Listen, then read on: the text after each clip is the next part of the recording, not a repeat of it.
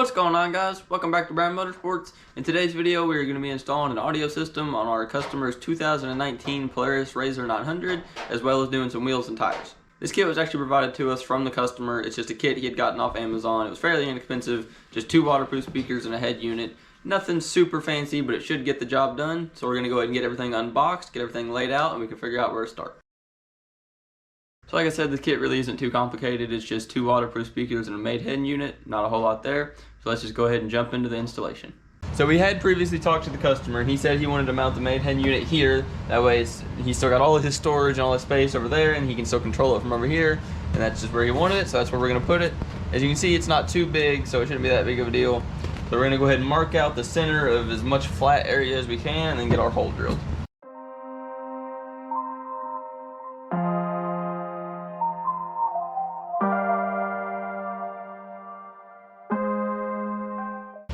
This part never gets easier. Drilling a hole, a big hole, into a new customer's machine. But it's what he's paying us for, so. And I did already check, there is nothing behind here. Double check.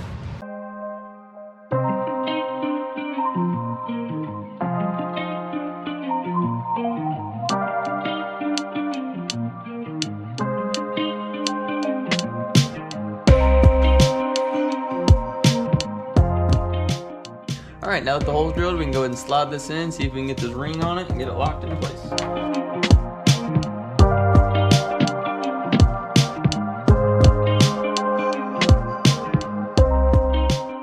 Alright, it fits nicely in there. I think it looks pretty good.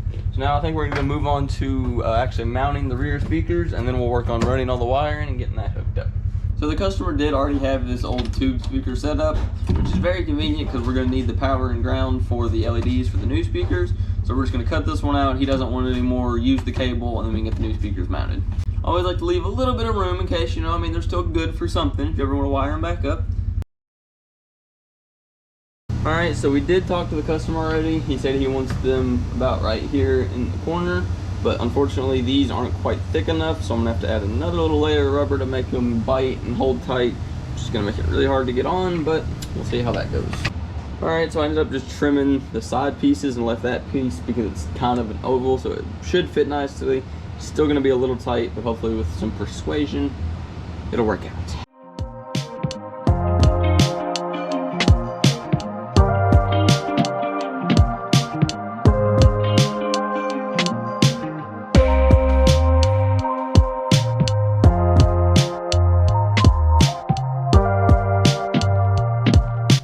Alright, so what I'm actually going to do is I grabbed a slightly longer bolt to hopefully get it squeezed in, and then once it's all squeezed together nice and tight, I'll figure out some way to hold it and swap bolts.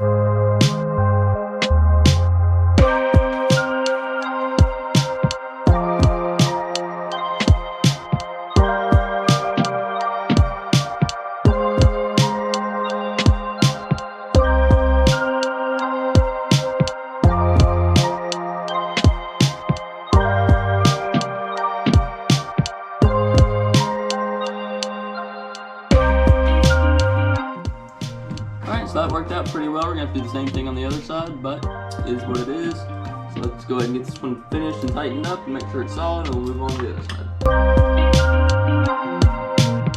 Alright, so it's gonna be the same thing on this side. I've modified the pad to hopefully fit pretty snug and get it mounted up. And we'll have to swap bolts again, but whatever.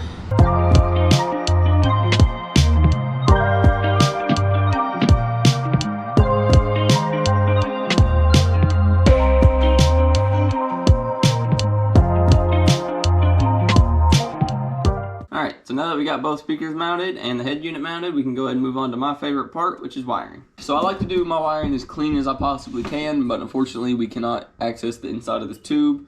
So I'm just going to run everything up here in this back crevice and get it zip tied and looking nice. The only thing that should have to cross over will be the actual RGB connectors and the speaker wires.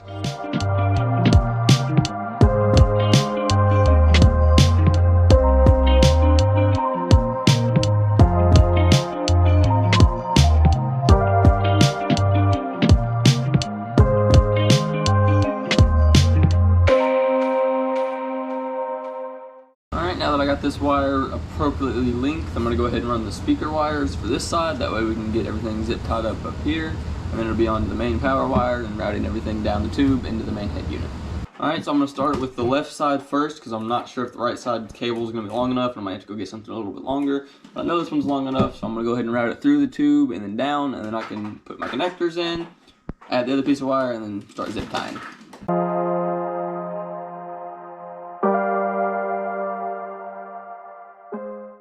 Alright, so the camera died, but I got the wires ran through this main tube all the way down, which was kind of a process, but I got it done. I ended up having to grab some more wire because the piece they provided wasn't long enough, so I'll have to tie that in together. So I'm going to go ahead and do all my connections, get everything zip tied up and looking clean, and then we'll move on to the head unit.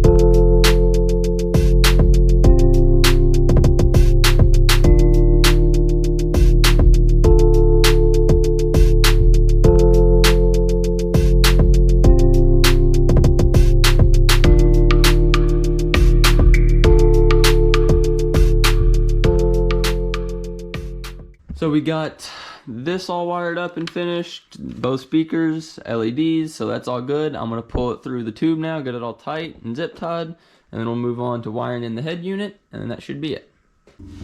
Alright, so this head unit, or control unit, whatever you want to call it, comes with 3 RCAs for line ins and line outs if you want to run extra amps or subs, whatever you want to do, which we're not going to be doing, so these are just going to get tucked up, as well as the remote wire, which is for, remote turn on for extra amps or anything.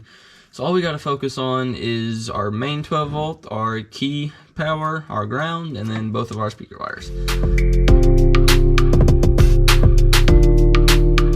When it comes to wires like this, I always like to at least trim the exposed bits off, just as an extra precaution. You never know.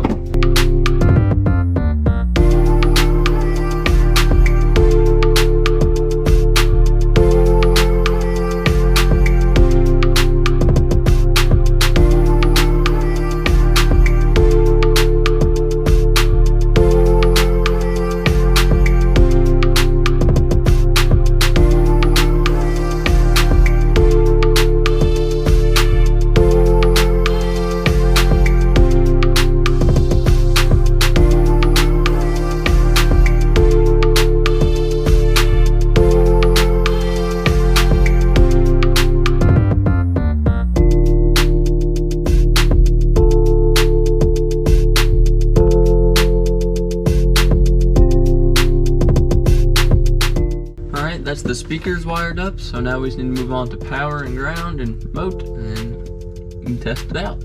Alright, so I've got some wire here. I'm going to use brown for ground, yellow for 12 volt, and then white for accessory. We ran out of red and black a long time ago, so it is what it is.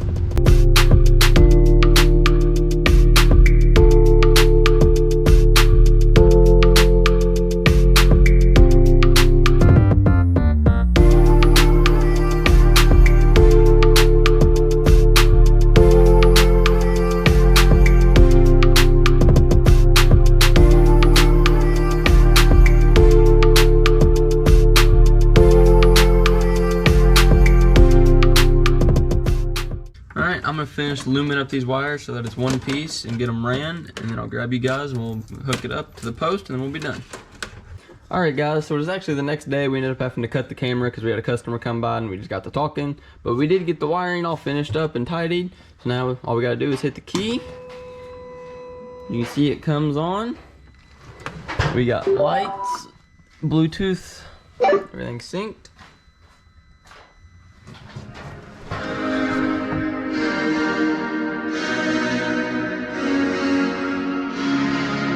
Definitely don't sound too bad. So now we can move on to throwing the new wheels and tires on, and then this unit is done.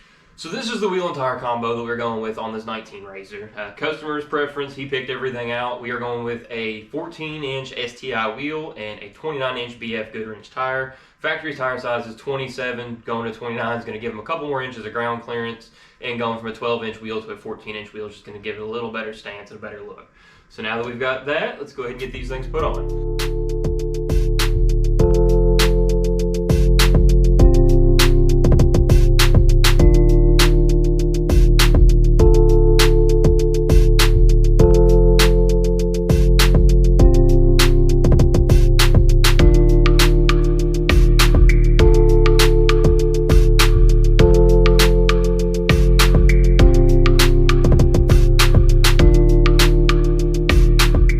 So now that we've got all four wheels and tires on, as you guys can see, it sits really high up. He did have his suspension all the way down as far as to give as much ground clearance as he possibly could with the stock wheels and tires. So now that he's got a little bigger tire, we can actually readjust the suspension and set this thing back down a little bit. So he still has the ground clearance because he's got bigger tires, but he's actually going to gain a better ride now because the suspension won't be maxed out.